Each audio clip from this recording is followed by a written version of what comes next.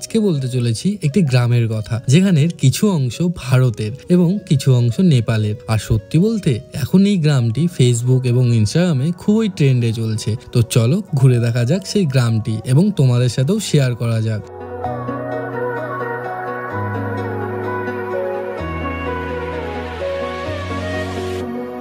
So guys, আমি এখন দাঁড়িয়ে আছি একদম নেপালে। আর আমাদের কিন্তু নেপালে আসতে কোনো রকম আধার কার্ড, ভোটার কার্ড, কিচ্ছু কোনো ডকুমেন্টস দেখাতে হয়নি। বিনা ডকুমেন্টসে আমরা এখন নেপালে আছি। আর সত্যি কথা বলতে আমি এখন যেই জায়গাটাতে আছি সেটা হচ্ছে গুফা পাতাল, বাট এর অতীতে নাম ছিল গুফা পান্থাল। অর্থাৎ যারা এখানে বুদ্ধিস্ট কমিউনিটি থেকে বিলং করতো তারা এখানে অ্যাকচুয়ালি এই জায়গাটাতে এসে শান্তির জন্য ধ্যান করতো। তো সেখান থেকে গুফা পান্থাল, আর তারপর সেটা আস্তে আস্তে আস্তে আস্তে লোকমুখে গুফা পাতালে পরিণত হয়। সো আমরা এখন আছি গুফা পাতালে, আর এখন এইখানে সব কিছু আমরা এক্সপ্লোর করব। আর এখানে যেই জিনিসটা সব থেকে ফেমাস সেটা হচ্ছে যে এখানকার ফ্লাওয়ার ভ্যালি। আর ফ্লাওয়ার ভ্যালিটা বাদ দিয়েও আরও একটি জিনিস খুব সুন্দর রয়েছে, সেটা হচ্ছে ইগলু টাইপ হোমস্টে। তো সেটাও ভিজিট করব, আর সব কিছুই তোমাদের সাথে থাকবে। ও সরি, আমি তো আমার ইন্ট্রো দিতেই ভুলে গেছি। তো হে গাইস, আমি ভিঞ্চি, তোমরা দেখছো ভিঞ্চিদা। তো চলো ভিডিওটা শুরু করা যাক। সকাল 8টায় বাড়ি থেকে বেরিয়ে ঠিক 9:30-এ শিলিগুড়ি শহরে ঢুকে পড়লাম। আর অল্প জ্যামের মধ্যে পড়ে এসে গেলাম দার্জিলিং মোড়ে। এবার এখান থেকে হিলকার্ট রোড ধরে চলে আসলাম সুকনা। আর এখান থেকেই আমি উঠে পড়লাম রোহিণীর রাস্তায়।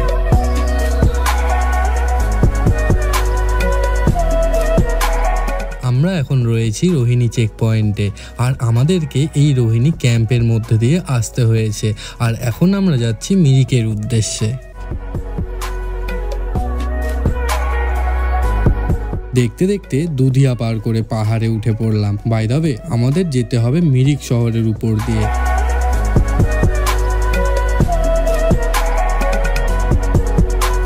আমি চলে এসেছি সিঙ্গাবুলি টি গার্ডেনে, আর এখানেই রয়েছে টিংলিং ভিউ পয়েন্ট। এখানের ভিডিও দেখতে হলে অবশ্যই ভিঞ্চিদা 2.0 সার্চ করো, আর ইনস্টাগ্রামে ভিডিও দেখে নাও টিংলিং ভিউ পয়েন্টের।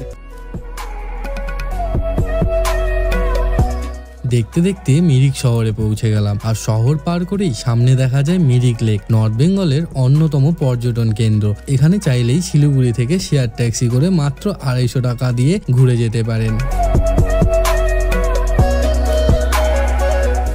আমি এখন মিরিক শহর ছেড়ে তাবাকশি গ্রামের দিকে যেতে চলেছি। আর আমাদের রাস্তার দুপাশ দিয়ে চাপাতা বাগানের সারি শুরু হয়ে গেছে। বলে রাখি, এই বাগানটির নাম হলো অকাইটি টি গার্ডেন। নামটা একটু অদ্ভুত, কিন্তু এই চা বিশ্বমানের।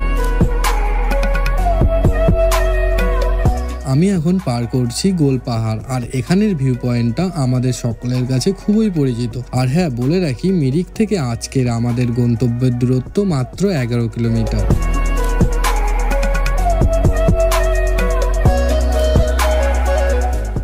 অতঃপর আমি চলে এলাম গুফা পাতাল গ্রামে। আর ঠিক আমি এখন দাঁড়িয়ে আছি ভারতের রাস্তায়, কিন্তু রাস্তা থেকে একটু পাশ ফিরলেই নেপাল। কি সুন্দর একটা ব্যাপার, বিনা পাসপোর্টে এক দেশ থেকে আরেক দেশে ভ্রমণ।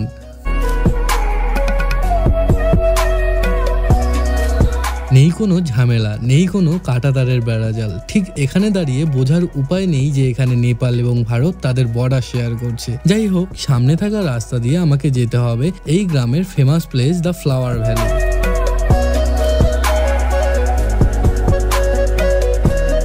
এখানে সামনের গেট বন্ধ থাকলেও পেছনের গেট খোলা রয়েছে, আর সেদিক দিয়েই যেতে হবে আমাকে। চলো ঢোকা যাক ভেতরে। আর ভেতরে ঢুকেই 20 টাকা পে করতে হলো টিকিটের জন্য। বলে রাখি, এখানে নেপাল এবং ইন্ডিয়া বর্ডার শেয়ার করছে জন্য এখানে নেপালের কারেন্সি চোখে পড়বে তোমাদেরও। স্থানটি সত্যি খুবই সুন্দর। এখানে পাহাড়ের ধাপ কেটে এত রঙের ফুল চারিদিকে লাগানো হয়েছে, আর জায়গাটা এই ফুলের রঙে ঠিক যেন মনে হচ্ছে রামধনুর এক মাটির ঢিবি। এখানে রয়েছে একটি ওয়াচ টাওয়ার এবং রয়েছে বসার কিছু জায়গা, আর রয়েছে একটি ক্যান্টিন। এখানে বাঙালি ভাত না পেলেও পেতে পারো কিছু মুখরোচক খাবার।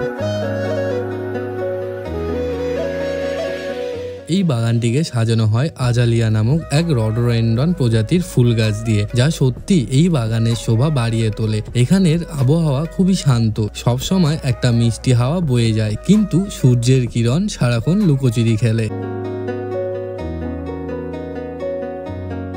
এবার চলো ঘুরে দেখা যাক এখানে একমাত্র থাকা হোমস্টে, যার নাম রুদ্রাস হোমস্টে। আর এই হোমস্টে কিন্তু খুবই বিখ্যাত তাদের ইগলু হাউসের জন্য। এখানে রয়েছে কয়েকটি কটেজ এবং আর কিছু বানানোর কাজ চলছে।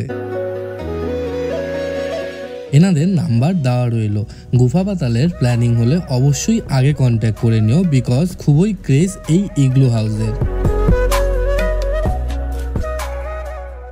আর বলে রাখি, এখানে এসে একটুখানি টাইম স্পেন্ড, সেটা ফ্যামিলি ফ্রেন্ডস হোক বা সেই স্পেশাল মানুষটি, সত্যি অন্য এক অনুভূতি। তবে দেরি কেন, প্ল্যানিং করে ঘুরে যেও গুফা পাতাল, দ্য ল্যান্ড অফ পিস।